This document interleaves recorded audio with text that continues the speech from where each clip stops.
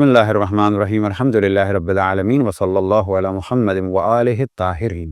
موضوع گفتگو قربانی، اور ہماری اس گفتگو کا عنوان ہے قربانی کے جانور یا کسی بھی ذبح شدہ جانور کے پیٹ سے اگر بچہ نکلے تو اس کا کیا حکم ہے۔ اس بچے کو کہا جاتا ہے جنین۔ اس بچے کا حکم کیا ہے اسے تفصیل سے بیان کرتے ہیں۔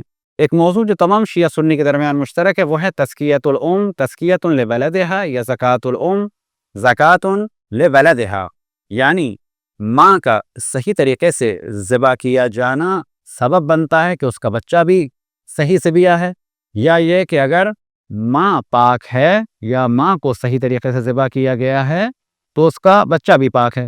مراد اس سے کیا ہے؟ تو مراد یہ ہے کہ اگر کسی جانور کو آپ نے شرائط کے مطابق ذبح کیا اور بہت جلدی کی اور اس کے پیٹ کو چاک کیا اور اس میں سے بچہ نکلا تو اس بچے کا کیا حکم ہے؟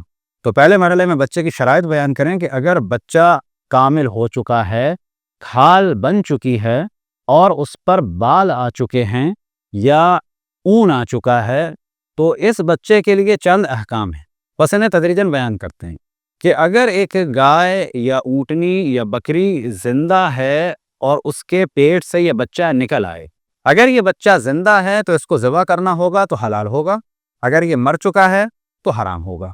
اگلا مرحلہ، گائے یا بھیڑ یا اونٹنی مر گئی اور بچے کو نکالا گیا اور بچہ مر چکا ہے تو یہ حرام ہے، اور اگر بچہ زندہ ہے اس کو آپ رکھنا چاہیں تو رکھیں، اور اگر آپ نے اسی وقت ذبح کر دیا ذبح کی شرائط کے ساتھ ساتھ تو یہ بچہ حلال ہوگا۔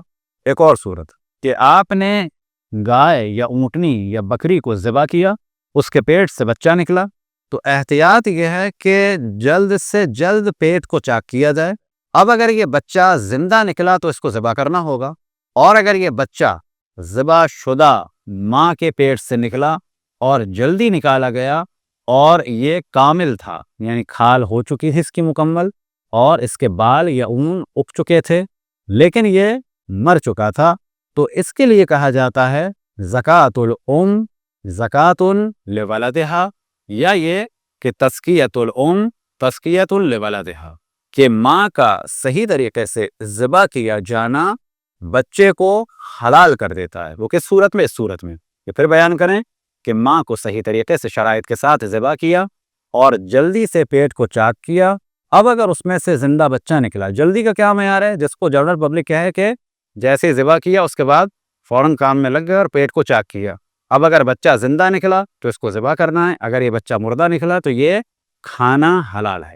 بعض لوگ کہتے ہیں کہ دل نہیں چاہتا، آپ کا دل نہیں چاہتا، نہ چاہے، لیکن شرعی حکم اس کا یہ ہے کہ اگر یہ خلقت میں کامل ہو چکا ہے، کھال بن چکی ہے، رواں آ چکا ہے، بال اگ چکے ہیں اور صحیح طریقے سے اس کی ماں کو ذبح کیا تھا اور فوراً پیٹ چاک کیا اور یہ بچہ مردہ نکلا تو یہ حلال ہے۔